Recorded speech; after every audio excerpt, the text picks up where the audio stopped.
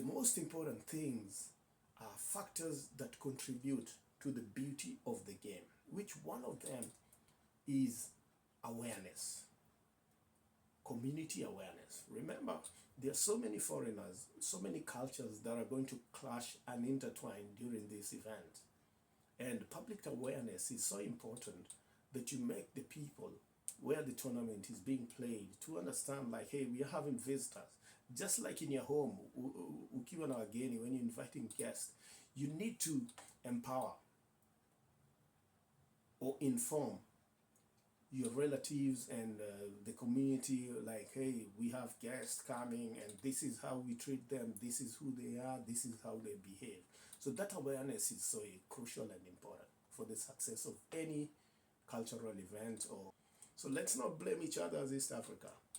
Let's understand that it's a tournament that needs to market the continent as a whole, Africa as a great soccer playing nation or a sporting tourism destination, and East Africa in general as a destination and a launchpad for young people to be able to showcase their skill. Sports mtaani tunawasuka maneno michezo from the eye of the people. Henry back at it again with another video. Leo tuna story ingine kali. Remember, we said in this channel we talk about things that are happening in the motherland. If at all anything good sports come up, we have to highlight it. Anything negative, we throw you under the bus. And that's what's happening today. What are we talking about? Wow. The last 2 days, so much has come out of East Africa. Good vibes, good things. And at the end of the day, the most important thing is we celebrate. Tunapenda michezo and sports. Wow. So what is this that we wanna contribute to? CHAN. So leo tunaongelea CHAN. CHAN is like the African Cup of Nations, but this is a tournament that was introduced in 2008 by the Confederation of African Football to try and uplift the level or image of soccer in the African continent. The reason being, for a long time, players or professionals who play in the local leagues in Africa have never gotten that spotlight that is needed for them to improve on their talent or to grow the sports in the region. So the Federation of African Football sat down and thought of an idea to try and have a tournament that can emulate the African Cup of Nations, but this one is to be played by local professionals playing in individual leagues within their countries, to be given a platform to showcase their talent. Brilliant idea that has been played 7 times, and on all these 7 times the tournament has been played, the growth has been enormous.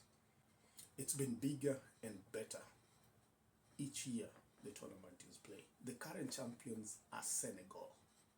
The first champions in this tournament is the Democratic Republic of Congo. The most successful teams in the tournament are Democratic Republic of Congo, who've won it twice, and Morocco, who won back-to-back 2016, 2018, before Senegal won in 2022. So let me take you to why we have to talk about this, or why this is important. So this year's tournament was supposed to be hosted by Kenya, Uganda, and Tanzania in a Pamoja bid that would make East Africa catapult itself from the doldrums of soccer in Africa to highlight the potential that is available within that region. We all know for a long time East Africa has laid back as West Africa, South and North Africa grow its potential in soccer and market her players to the world. For East Africa, it's been a toil, long journey, lethargic for both the players, the fans, and the management in that continent. It's never been easy. So CAF thought wisely just like FIFA thought to have a rotational tournament that encompasses each part of the world. FIFA and CAF have the same kind of ideology. The CAF came with the same kind of ideology as FIFA to have this year's tournament be played in Kenya. How did we get here for Kenya, Uganda, and Tanzania to host? So, when you look at the history, in 2022, December, the then Cabinet Secretary for Kenya, Pamoja, had a resolution and a mindset to try and deliver this tournament to be hosted. Remember, Kenya has had 2 occasions to host an international soccer event. In 1996, we had the opportunity, we lost it to South Africa. In 2018, Kenya had the same initiative to host another soccer international event. Unfortunately, we lost this to Morocco. So this time round, when the new government came to play, they felt like, hey, let's try this once again and do it. So Pamoja convinced the cabinet, and in December of 2022, the cabinet of Kenya approved for Kenya to bid to host the 2027 African Cup of Nations, which was approved in December of that year. Wow. To surprise the bid, after being approved by the cabinet, they solicited for the East Africa sister nations to support in their bid. So the East African nation agreed to join Kenya in their bid for the 2027 African Cup of Nations. And it was successful. In September of 2023, CAF approved the Pamoja bid for the E3 East African sister nations to host this event. And the timelines were given. Like by 2026, you should have an infrastructure that's ready to host the African Cup. But there was a rider. So the rider was, at the same time this thing was happening, there was also a bid that CAF wanted a host for the 2024-2025 Continental Chan tournament. And that was a rider. So Kenya, Uganda, and Tanzania are also given the baggage of hosting this event. So the timeline was close. Remember, this was in September of 2023. It took 1 year for CAF to approve the bid. So in 2023, the tournament was supposed to be played between February of 2025. So they were given 1 year to prepare to host Chan. But these 3 nations, their mindset, when they went for the bid, they never went for a bid for Chan. They went for a bid to host the African Cup of Nations. They knew themselves, they knew the preparedness they need, they knew the resources that was required, and they had that in plan. That's why after the bid was offered, Kenya had to,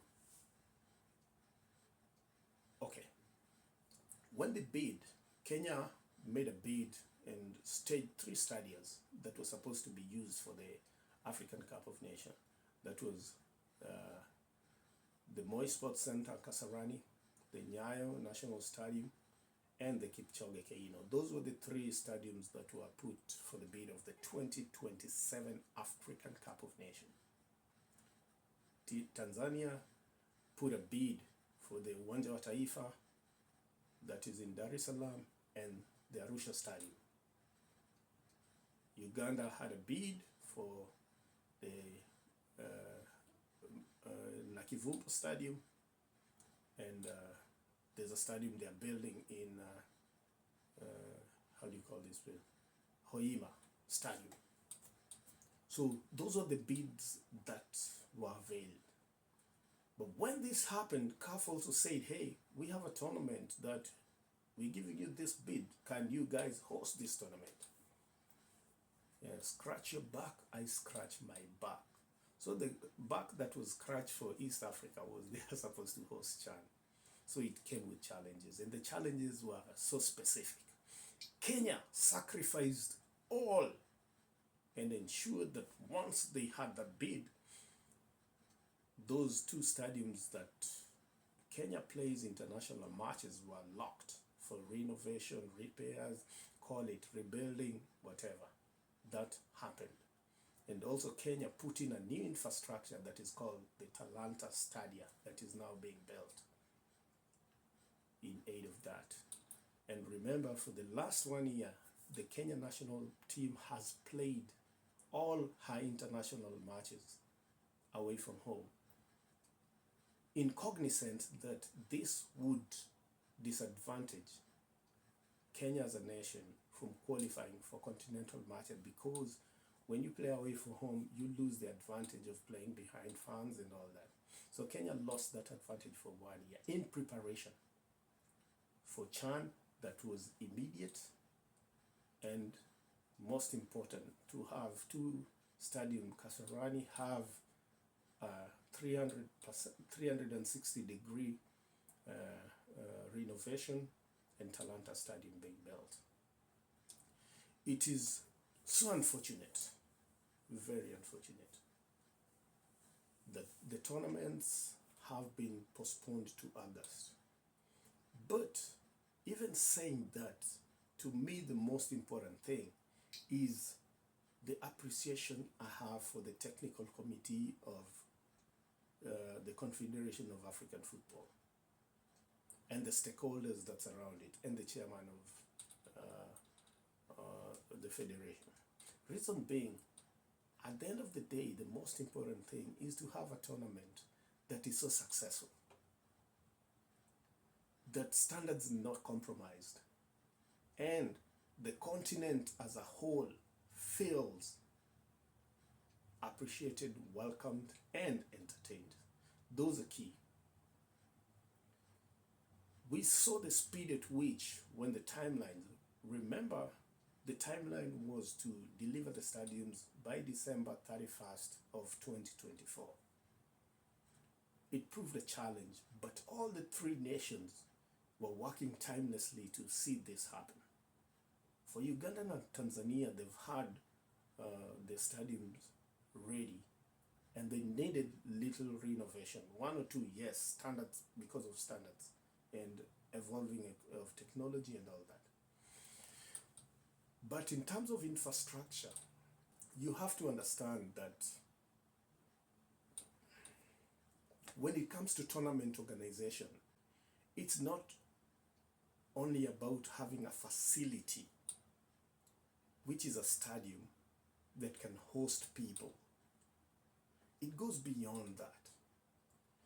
The most important things are factors that contribute to the beauty of the game, which one of them is awareness, community awareness. Remember, there are so many foreigners, so many cultures that are going to clash and intertwine during this event. And public awareness is so important, that you make the people where the tournament is being played to understand, like, hey, we are having visitors. Just like in your home, ukiwa na wageni, when you're inviting guests, you need to empower or inform your relatives and the community, like, hey, we have guests coming and this is how we treat them, this is who they are, this is how they behave. So that awareness is so crucial and important for the success of any cultural event, or I can say so. So that is one aspect of it. Number 2 is accessibility, roads, transport. Other than the stadiums, there's the roads that connect people between the hotels they're staying, the venue they're going, and the environment that surrounds that. How accessible are the venues? How accessible are the hotels? Are the hotels ready? Do they know we have guests? What are the rates?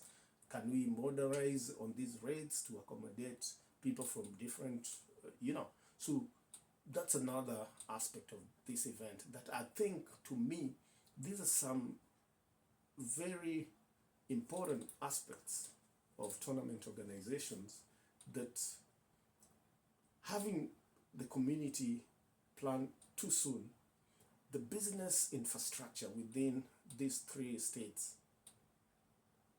had not moderated it in a way that the technical committee of CAF felt is up to that expectation.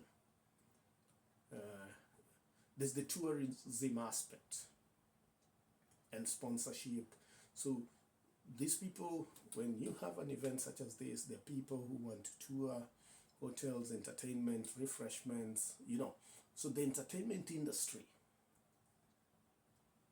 I don't believe they were empowered enough to understand that during this period between February 1st and 28th, we are having a community that is coming in,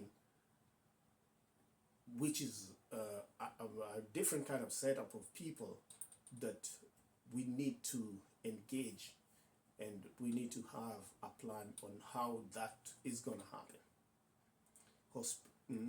In terms of hospitals, yes, I believe all the three nations, they have level 5, level 4, level 3 kind of hospitals that are supposed to take care and always taking care of their citizens. And when it comes to a tournament like this, also there's need to just emphasize that with crowd gathering and all that, there's a need for this to be taken in consideration. Most important, and lastly, communication and internet. I've been to Tanzania, I've been to Uganda. When it comes to communication, people traveling in a new country, they've always had a problem. They always have a trouble. They always have an issue with communication, rates, how to talk to people at home, how to talk with people around. So the telecommunication industry and communication on how to ease on this. These are another issue, or this is another issue that I believe has been part of what the technical committee believed was not cemented so that they can be a common standard. And remember, when this tournament is hosted in these three countries, the ease of transportation between Kenya, Uganda, Tanzania should be ionized, so that the standards that if a fan lands in Kenya and wants to travel to Uganda, the same courtesy he receives in Uganda should be replicated in either Tanzania and TZ. So on a normal situation, this is challenging. And those are some of the things I believe contributed to this tournament to be postponed, so that some of these issues can be ionized, so that by the time we're having a tournament within the region and these people move out, Africa as a continent is marketed in a way that improves the image that Africa has out there. It's better late, there's a say, than never. Better late than never. So for me, I just want to appreciate the fact that CAF saw the logic to push this tournament forward. The three nations and their leadership have contributed a lot to ensure this happens. They were working within the timelines. They put their effort down to ensure this would work within the 31st December deadline. They were given a leeway, but finally it was not possible. And some of the reasons are, it's not only about the stadiums to host a tournament. There's so many technical issues that surround it. Some have said, some have not said, but most important is, even when you look at the training facilities that the teams that are coming to play needed, these facilities were not ready. The field or pitch that you might use for training might have been there, but the changing rooms, the restrooms, the holding areas, were not available in some of these facilities. So let's not blame each other as East Africa. Let's understand that it's a tournament that needs to market the continent as a whole, Africa as a great soccer playing nation or a sporting tourism destination, and East Africa in general as a destination and a launchpad for young people to be able to showcase their skill and for Africa to appreciate. Thank you so much. This is Henry, and I'm out. Seeing you on the next one, talking about the groups. Peace.